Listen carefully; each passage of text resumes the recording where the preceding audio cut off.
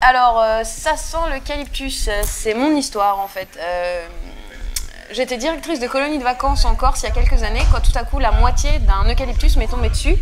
Bon bah, comme je peux toujours pas enjamber une baignoire, vous imaginez bien que quand le médecin m'a fait rapatrier, j'ai pas tenu chez moi toute seule plus de 24 heures. Quelques âmes charitables sont venues me nourrir et m'aider à la toilette, comme on dit. Et les moments où j'étais seule, je rampais jusqu'aux gamelles qu'on m'avait laissées un petit peu partout dans l'appartement, comme pour les animaux de compagnie.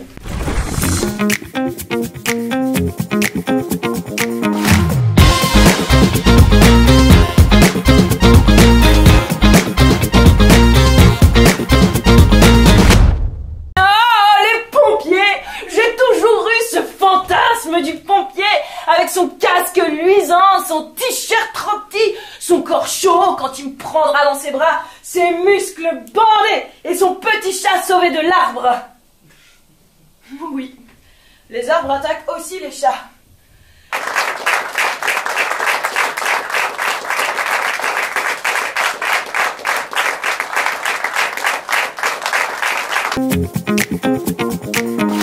Alors moi je suis Éric Desport et je suis le metteur en scène de Ça sent l'eucalyptus. Et moi je suis Marjolaine Potelitzer, je suis co-autrice et interprète de Ça sent l'eucalyptus à 15h45 au théâtre Pierre de Lune. Allez, on lâche rien. Oh là, il est 15h. Bon bah on va manger, hein, au menu chips, tomates, concombres, poulet rôti et brugnon. Madame, je peux pas manger de tomates, tu es allergique? T'es allergique ou t'aimes pas ça? J'aime pas ça. Madame, je peux pas faire la rando, j'ai des New Balance toutes neuves. Alors, ça sent l'eucalyptus, c'est mon histoire en fait. J'étais directrice de colonie de vacances en Corse il y a quelques années, quand tout à coup la moitié d'un eucalyptus m'est tombée dessus. Et donc je raconte cette histoire avec beaucoup d'humour et d'autodérision. Je raconte mon parcours de rééducation et comment je vis aujourd'hui en situation de handicap invisible parce que j'ai des séquelles qui ne se voient pas. Nous allons chacun prendre un arbre dans nos bras et on va le serrer comme on serre un ami parce que les arbres sont nos amis. Allez, chacun prend un arbre, oui c'est bien. Et on imagine que nous sommes comme eux, à la fois enracinés et ouverts sur le monde. Donc moi j'étais comédienne, j'avais fait mes études d'art dramatique avant l'accident et je venais aussi de la technique et je faisais un peu tout et n'importe quoi, enfin tout en dilettante, je faisais rien à fond. Et à ce moment-là, j'ai eu cet accident qui m'a bien ralenti, etc.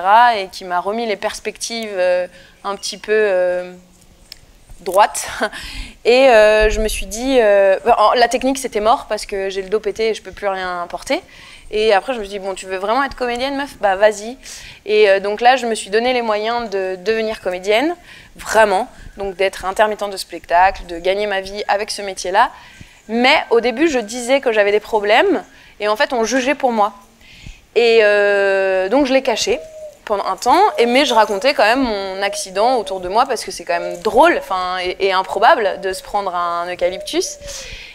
Et au bout d'un moment, mon entourage m'a encouragée à en faire un spectacle parce qu'on m'a dit « Ah mais t'es comédienne, c'est drôle, vas-y, on y va ». Et du coup, j'ai commencé à écrire un peu, toute seule dans mon coin, et puis c'est là que j'ai sollicité François Zabowski, le co-auteur du texte, pour mettre en forme toutes ces idées et m'aider dans l'écriture du spectacle. Et après, il fallait un metteur en scène. Et au départ, j'ai pas proposé à Éric, et c'est Éric qui est venu vers moi en me disant ah, j'aimerais bien bosser avec toi si t'es d'accord. Et c'était super parce que, il vous le dira sûrement mieux que moi, mais Éric vient du théâtre corporel. Et François et moi, on est très bavards. Et donc, il a ramené du corps dans la pièce et à ce moment-là, on a écrit un petit peu au plateau. Et on a créé des personnages et réécrit aussi plein de trucs pour que ce soit vraiment un spectacle avec une dramaturgie.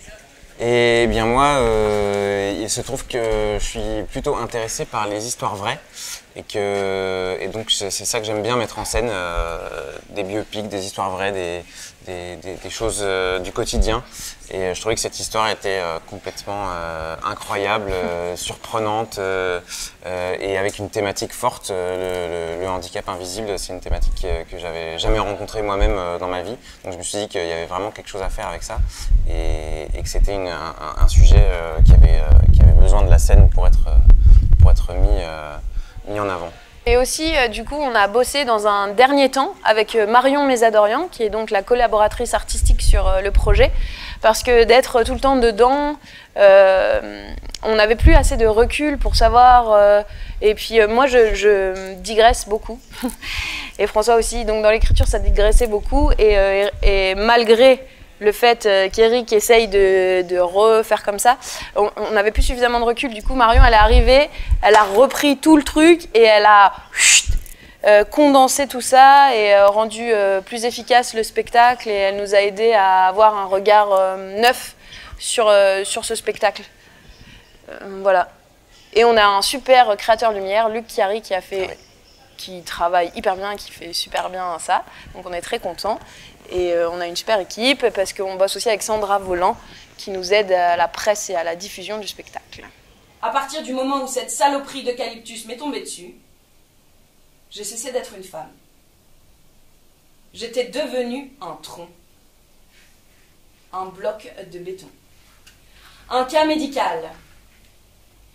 Après avoir attendu 3 heures, un type en blouse blanche se pointe enfin. Pas François Hollande, hein, un autre.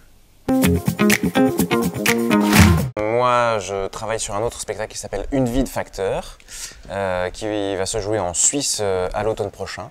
Voilà, et c'est encore une histoire vraie d'un facteur genevois qui raconte sa vie depuis les années 80 jusqu'à l'année 2014. Et voilà, c'est un duo que j'ai adapté d'un livre et mis en scène. Voilà. Et tu joues dedans. Et je joue dedans. Et tu joues Gretel et Hansel aussi. Ah oui, je joue Gretel et Hansel aussi.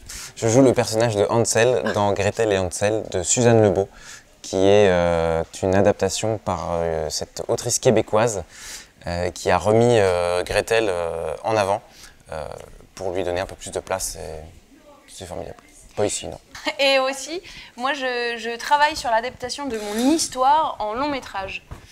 Voilà. Donc ça c'est le gros projet d'écrire un scénar. C'est pas une adaptation du spectacle du tout parce que le spectacle c'est vraiment la réalité.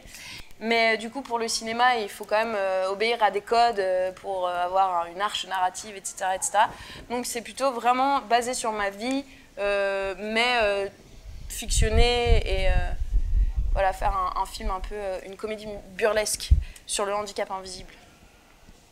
Voilà, et on espère jouer Ça sent l'eucalyptus longtemps.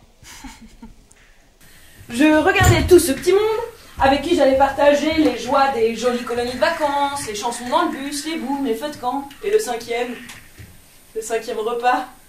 Ce moment où les enfants sont couchés et où il se passe enfin un peu des trucs. J'avais bien vu que j'avais tapé dans l'œil de Cédric à la réunion d'information. Les jeunes s'étaient éparpillés loin de nous pour manger. Comme des petits opossums craintifs. C'est un spectacle très personnel sur un parcours de vie un peu compliqué, mais raconté avec tellement d'humour qu'elle fait bien passer tout ce qui pourrait être larmoyant, mais c'est pas du tout le cas. Voilà, donc c'était très émouvant et en même temps on rit. Eh bien écoutez, j'ai passé un moment très émouvant, très intense. Une personne qui raconte ce qu'elle a vécu avec beaucoup de simplicité, avec beaucoup d'émotion. Et cette émotion, elle se transmet aux gens qui l'écoutent. Donc vraiment un moment très fort. Il me restait une étape importante à franchir. Accepter d'être en situation de handicap. Et il m'a fallu 3 ans pour faire ma demande de carte. Parce que ça voulait dire que je devais accepter que ma vie avait basculé pour de bon. Faut rien lâcher. Oui, j'allais dire la même chose. Faut rien lâcher. Faut y aller. Si t'as envie d'y aller, faut y aller. Voilà. Et on n'est jamais mieux servi que par soi-même. Mais il faut rester généreux et ouvert. Avoir les dents qui rayent, ça aide pas.